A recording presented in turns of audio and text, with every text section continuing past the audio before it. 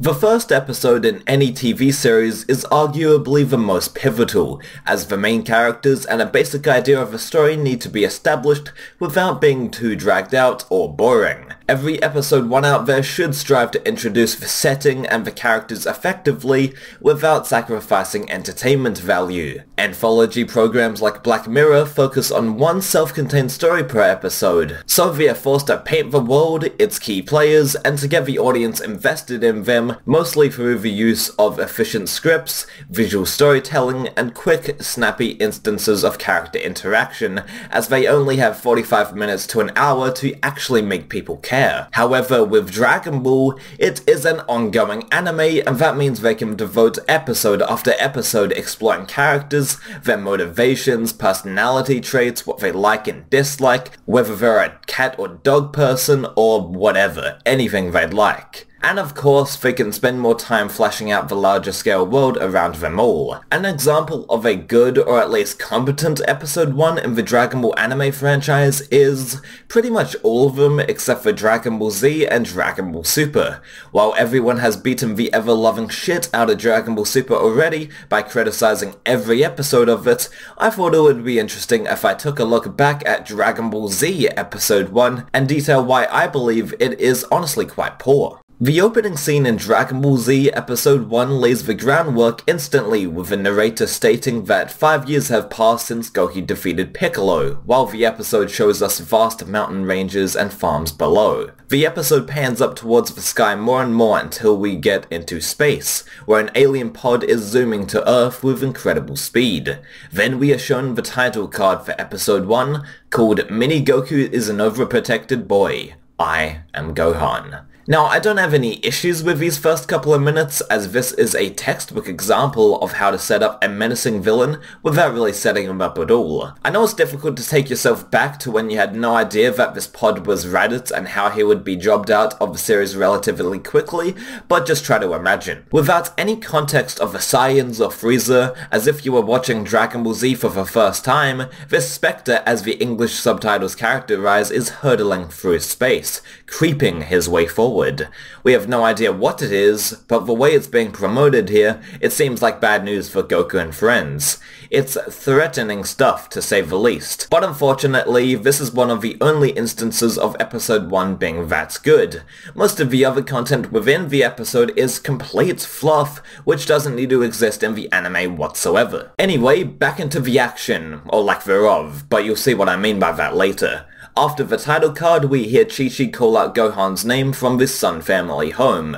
The episode cuts to Goku jumping from tree to tree with a big grin on his face as he finds a sizable tree to knock down. He brings the collected wood back to the house, with Chi-Chi still crying out to their son. Goku and Chi-Chi have a back and forth regarding Gohan's whereabouts, until Goku decides that he'll go out and look for him, since they are supposed to meet Muten Roshi and Co at Kame House for a kind of sort of reunion. Goku rushes into the woods and we transition into a farmer noticing that the space pod that we saw before has crash landed to Earth. Everyone knows the following scene here, so there's no real point to really break it down in depth. The space pod happens to hold the Saiyan known as Raditz inside. He points out that the farmer only has a battle power of 5. The farmer at this point is scared straight and fires his shotgun out of fear. Raditz catches the bullet and fires it at the farmer, causing him and his truck to be decimated. Suffice to say, I think we all know that the truck put up more of a fight, but I digress. Even though I'm not going to go into the introduction of Raditz very much, I did want to mention that this scene establishes his power, stature, and general dominance over the Earthlings quite well here. When Goku, Chi-Chi, and Raditz opening scenes are finished up with, the episode slows down to a creeping halt and we're left with a collection of drawn-out and mundane quote-unquote adventures featuring Gohan. This leaves a sour taste in my mouth regarding Dragon Ball Z Episode 1, and at first it's not terrible, it's just not nearly as interesting as Goku's initial moments in the original Dragon Ball anime, but then it goes on, and on, and on. It's essentially Gohan running through the woods for more than half an episode as he gets into multiple altercations with wildlife and almost gets himself killed approximately 10 times after that. Before anyone comments, I get it. I know Dragon Ball Z Episode 1 is supposed to be poetic and serve as the direct opposite of Dragon Ball Episode 1, with Goku and Gohan having fundamentally different personalities, particularly when it comes to how they face adversity. Goku thrives when left with a challenge, Gohan cries, wimps out, and runs away. Yes, he is a toddler that doesn't have any primal instincts and will learn that more as the Saiyan arc progresses, but this concept becomes played out and grating really fast in this episode. The core problem with Gohan's inclusion in episode 1 is the sheer monotony of it all. Like I said before, I get it. We are shown that Gohan is just a regular kid and doesn't share his father's immense passion for fighting, but the contents could have been shaved down considerably in this episode. While in the forest, Gohan notices that a butterfly has landed onto a nearby log of wood. Once it flies away, the chase begins, with Gohan wandering around the forest in search of it. The butterfly soars above onto a high tree, and Gohan fails at climbing it. It's like if a player gets a 50 score on this flagpole in Super Mario Bros. That's Gohan here. He then meets a tiger that steals his signature 4-star Dragon Ball hat. Gohan begins crying again, and either it was by design or completely unintentional, him bawling his eyes out certainly reminded me of real-life children here. So credit to Masako Nozawa, I guess. Either way, she's a legendary voice actress, and even in an episode that I don't like at all, she still gives a stellar performance. Gohan pursues the tiger in order to snatch back his hat, and in doing so, he falls down a ravine. The eye catch presents itself, and before too long we see that Gohan survived by the power of his Saiyan tail, which I admit is solid foreshadowing to the importance of his race's genetics later on in the Raditz vs Goku fight. Enough with the long-winded narrative dump though. Long story short, Goku retrieves Gohan's hat from the tiger and ultimately saves Gohan from falling to his doom. This episode is full of repetitive beats, and apart from showcasing Raditz and the Goku-Gohan contrast, it also falls flat from a storytelling perspective.